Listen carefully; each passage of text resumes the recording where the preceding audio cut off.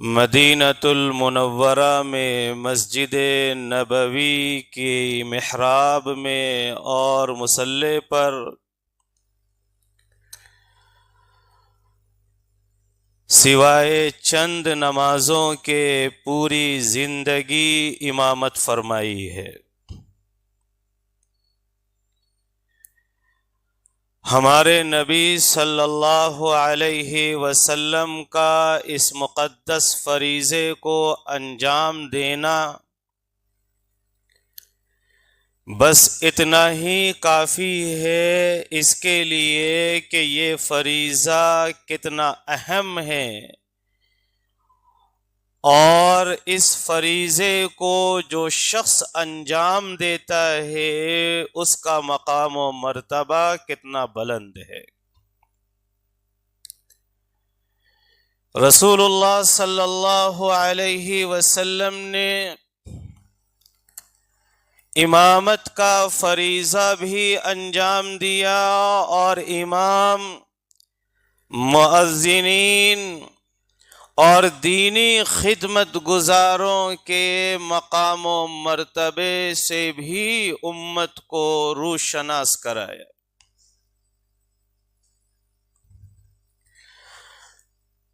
بہت سی حدیثوں میں آپ صلی اللہ علیہ وسلم نے امام کی فضیلت، مؤذن کی فضیلت بیان فرمائی ہے۔ ایک حدیث میں آپ صلی اللہ علیہ وسلم کا ارشاد گرامی ہے کہ کل قیامت کے دن چند لوگ مشک و عنبر کے ٹیلوں پر ہوں گے، جہاں انسان نفسی نفسی کے عالم میں ہوگا، کسی کو نہیں معلوم کہ اس کا رزلٹ کیا آنے والا ہے، اس کا حشر کیا ہونے والا ہے۔ ایسی سچویشن میں اور ایسی صورتحال میں اللہ تبارک و تعالی اپنے چند مقبول بندوں کو مشک و عنبر کے ٹیلوں پر عزت بخشیں گے۔ ان میں سے ایک امام بھی ہوگا کہ جس نے لوگوں کو پانچوں وقت نماز پڑھائی، وہ شخص بھی داخل ہوگا کہ جس نے لوگوں کو پانچوں وقت نماز کی اذان وغیرہ کے ذریعے دعوت دی۔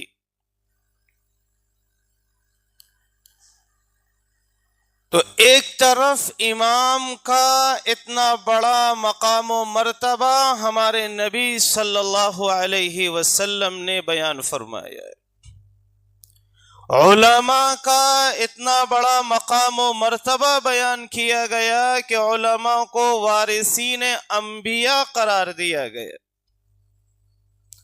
یعنی یہ جو علماء ہیں، جو اہل علم ہیں، جو قرآن کا، جو حدیث کا علم رکھتے ہیں، وہ نبی کے وارث ہیں، وہ رسول کے وارث ہیں۔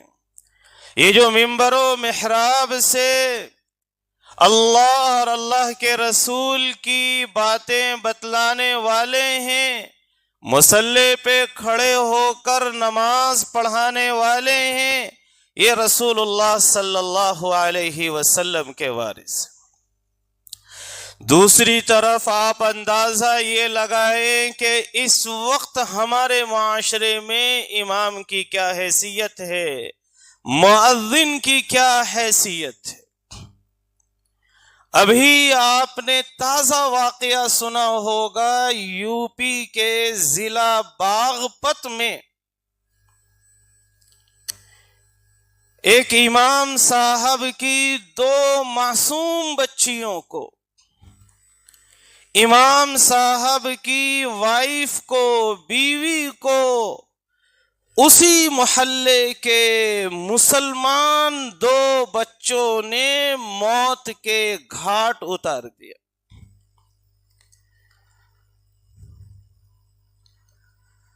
اسی محلے کے دونوں بچے ہیں جس محلے میں وہ مسجد واقع ہے.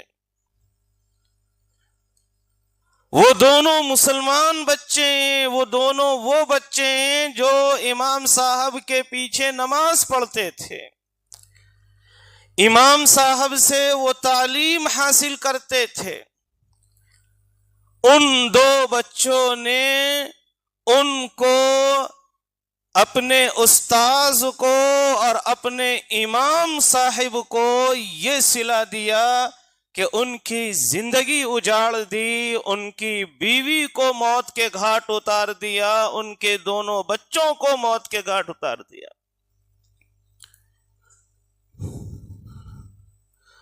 سوشل میڈیا کا زمانہ ایسا ہے کہ یہاں روزمرہ اتنے حادثات ہوتے ہیں جس کا سائیڈ ایفیکٹ یہ ہے کہ ہم کسی ایک حادثے سے کیا اس سے لیسن مل رہا ہے اس پر غور نہیں کرتے. ریلنگ چل رہی ہے، بس ایک جو ہے اسٹوری، ایک واقعہ دیکھا، اگلی ریل کے اوپر گئے، پھر اگلی ریل کے اوپر گئے. اس سے کیا عبرت ملنی چاہیے، کیا نصیحت ملنی چاہیے، اور یہ ایسا کیوں ہو رہا ہے ہمارے معاشرے کے اندر، ایسا حادثہ کیوں ہوا، اس کے اوپر غور و فکر نہیں ہوتا. وہ امام جو ہماری نمازیں صحیح کراتا ہے،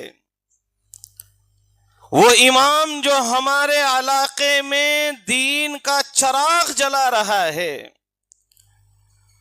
وہ امام جس کی بنیاد پر ہمارے علاقے میں دینی تعلیم کی کچھ نہ کچھ آب و ہوا ہے،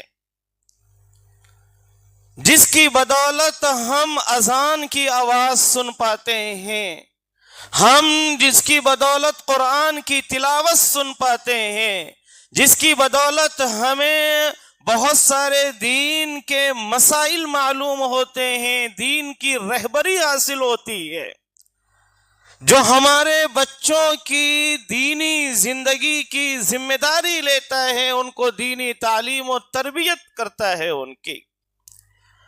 وہ امام جس کی ہر اسٹیپ پر ہمیں ضرورت پڑتی ہے، بچہ پیدا ہو تو ضرورت پڑتی ہے، شادی کے لائق ہو تو ضرورت پڑتی ہے، خوشی کی حالت میں ہو تو ضرورت پڑتی ہے، غم کی حالت میں ہو تو ضرورت پڑتی ہے، زندہ رہیں تو ضرورت پڑتی ہے، مر جائیں تو ضرورت پڑتی ہے.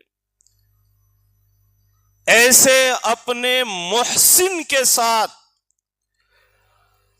اور اتنی بڑی اور اہم ذمہ داریوں کا بوجھ اٹھانے والی شخصیت کے ساتھ ہمارا کیا رویہ ہے، ہمارا کیا معاملہ ہے. یہ جو حادثہ ہے باغپت کا حادثہ، اس نے ہمارے معاشرے میں امام کی کیا حیثیت ہے اس کو واضح کیا ہے. ہمارے معاشرے میں ٹیچر کی، استاذ کی، عالم دین کی کیا حیثیت ہے اس چیز کو واضح کیا. استاذ کا مقام و مرتبہ اتنا بلند ہوتا ہے. حضرت علی رضی اللہ تعالی عنہ کی طرف یہ بات منسوب ہے کہ اگر کسی نے مجھے ایک لفظ سکھا دیا تو میں زندگی بھر اس کی غلامی کرنے کو تیار ہوں، وہ چاہے اپنا غلام بنا کر اپنے پاس مجھے رکھے، چاہے مجھے غلام بنا کر فروخت کر دے، بیچ دے.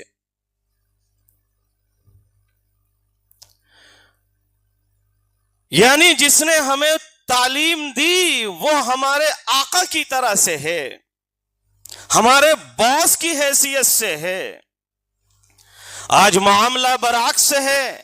آج علماء کو، ائمہ کو غلام کی حیثیت سے، خادم کی حیثیت سے دیکھا جاتا ہے، نوکر کی حیثیت سے دیکھا جاتا ہے. بعض لوگ ہمارے درمیان ایسے ہیں کہ ان کی ساری ہیکڑی، ان کا سارا روب اور ان کی ساری نوابی اماموں کے اوپر ہی چلتی ہے. جس شخص کی اتنی بھی حیثیت نہیں ہوتی کہ محلے میں کوئی بچہ بھی اس کو ریسپانس کر سکے، بچہ بھی اس کو کوئی جو ہے جواب دے سکے صحیح سے، وہ بھی امام کے اوپر آ کر اپنا جو ہے غصہ نکالتا ہے اور اپنی بڑائی دکھاتا ہے امام اور مؤذن کے اوپر۔ ہر علاقے میں ہر جگہ اماموں کے ساتھ یہ حیثیت ہو کر رہ گئی ہے، اساتذہ کے ساتھ، علماء کے ساتھ یہ حیثیت ہو کر رہ گئی ہے۔ مامون رشید اسلامی تاریخ کا بہت بڑا بادشاہ گزرا ہے، آپ جانتے ہوں گے، خلافت عباسیہ کا بڑا بادشاہ گزرا ہے۔ وہ اپنے دونوں بچوں کو پڑھنے کے لیے ایک عالم دین کے پاس بھیجتے تھے۔ یہاں بھی آپ دیکھیے گا،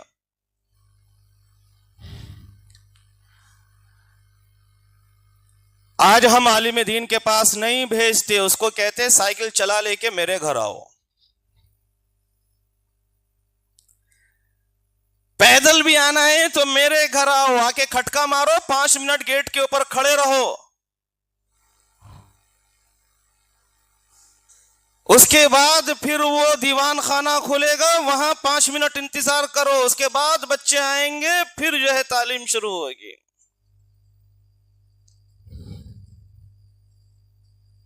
علم بہت غیرت مند چیز ہے، اس طرح کی نوابی سچویشن میں علم نہیں آتا،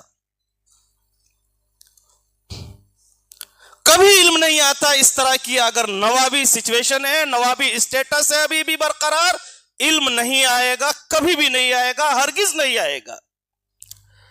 مامون رشید اپنے 2 پرنس کو عالم دین کے پاس پڑھنے کے لیے بھیجتے ہیں۔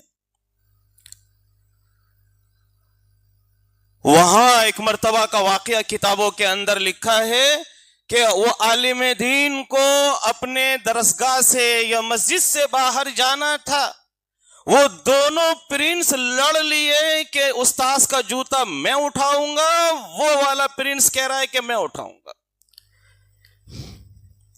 ایک شہزادہ کہتا ہے کہ میں جوتا اٹھاؤں گا استاذ کا، دوسرا شہزادہ کہتا ہے میں اٹھاؤں گا۔ بالآخر یہ فیصلہ ہوا کہ ایک آپ اٹھا لو، ایک ہم اٹھا لیتے ہیں۔ چنانچہ دونوں شہزادوں نے ایک ایک جوتا اٹھایا، استاذ کے قدموں میں رکھا تاکہ استاذ جو ہے یہ ہمارے اس جوتے کو پہن لیں۔ چھوٹی موٹی شخصیت نہیں ہے، پرنس لیول کے ہیں، بادشاہ کے، کنگ کے بیٹے ہیں۔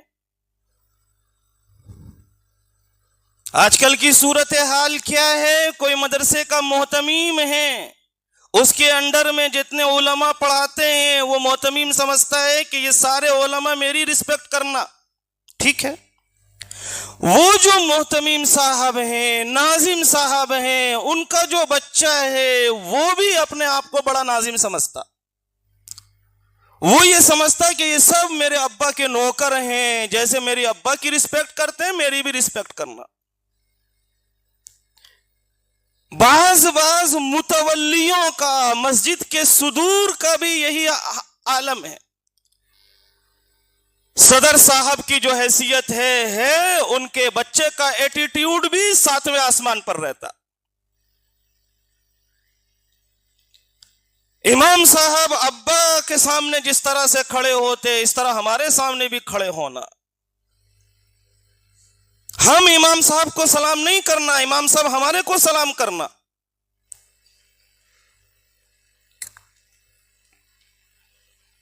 کچھ سبق سیکھیں مامون رشید سے، مامون رشید کے بچوں سے۔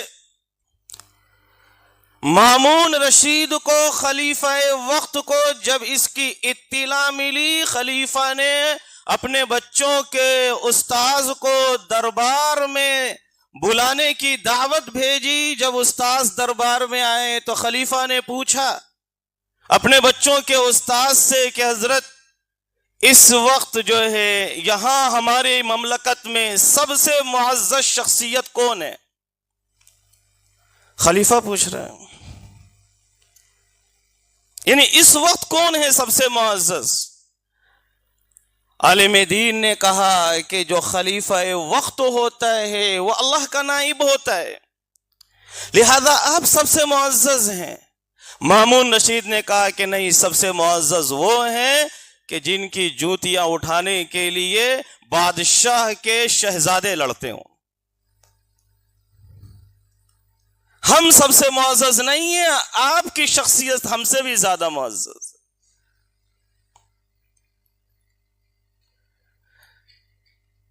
تو علماء کا اور ائمہ کا جب ادب و احترام ہوگا تو ہمارے معاشرے کے اندر اس کے نتائج سامنے آئیں گے،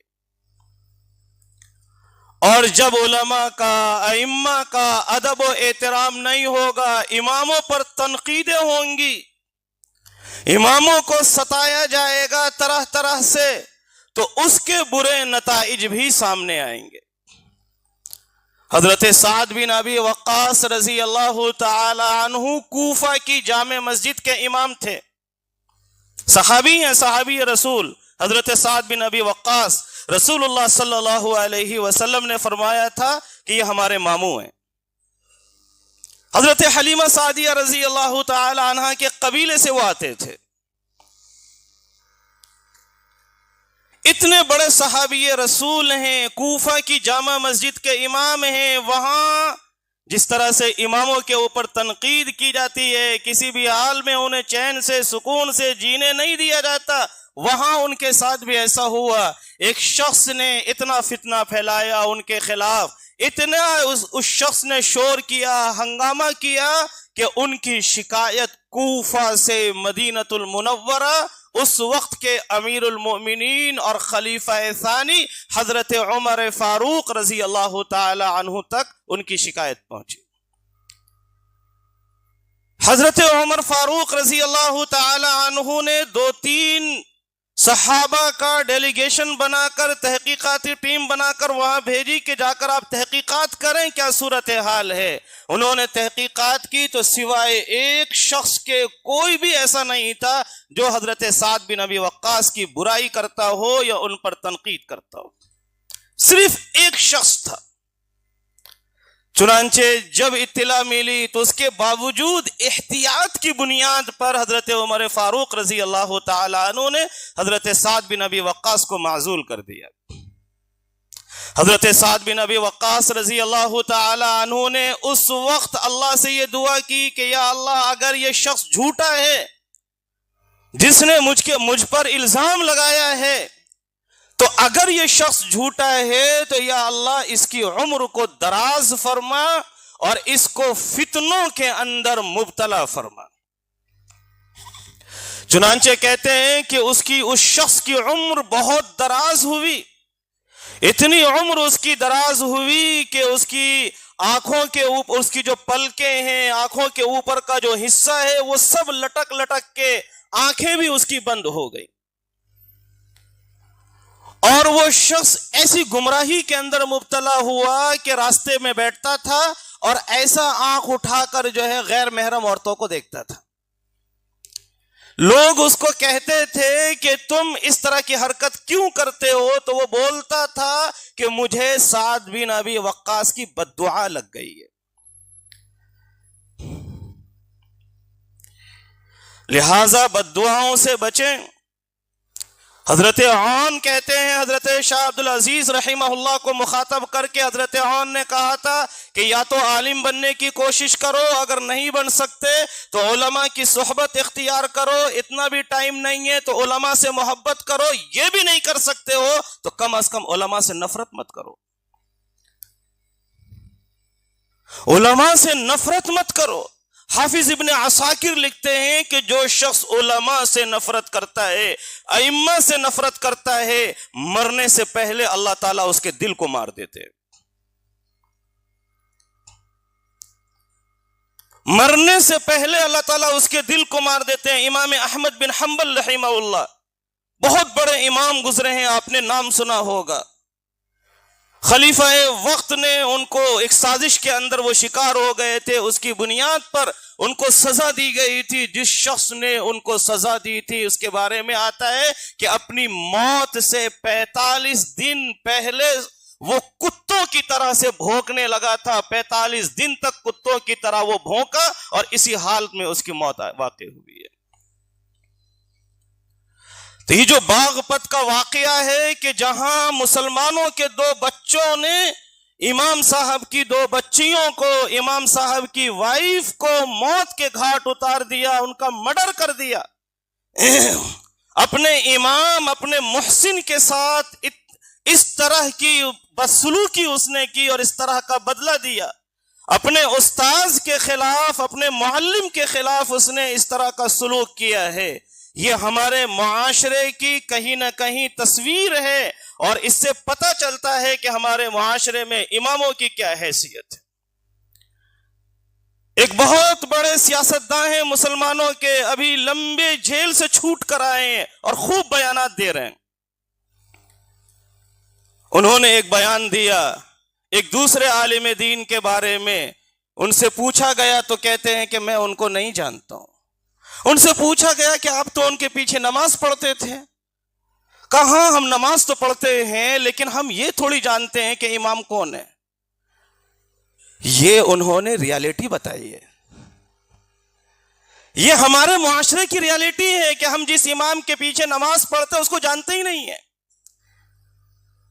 اس کی صورتحال کبھی نہیں پوچھتے، اس سے کبھی بات نہیں کرتے، کبھی اس کے پاس آ کر مصافحہ نہیں کرتے، کبھی اس کی مجلس میں آ کر نہیں بیٹھتے. لائٹ لیتے ہیں، ایسا سمجھتے ہیں کہ یہ بالکل کوئی بے حقیقت شخصیات ہیں، ان کی کوئی ویلیو نہیں ہے معاشرے کے اندر. ہم زبان سے ایسا نہیں کہتے، میرے خیال سے کوئی مسلمان زبان سے ایسا نہیں کہتا ائمہ کے بارے میں، علماء کے بارے میں، لیکن ہمارا رویہ چیخ چیخ کر یہی کہتا ہے.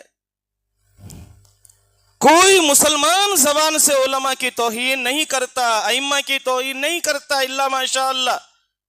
لیکن جو ہمارا رویہ ہے، کتنے لوگ آتے ہیں مسجد میں، مہینوں سے نماز پڑھ لیں، سالوں سے نماز پڑھ لیں، وہ کون ہے نہیں پتا، امام کون ہے نہیں پتا، آ کے پیچھے نماز پڑھ لے کے چلے جاتے.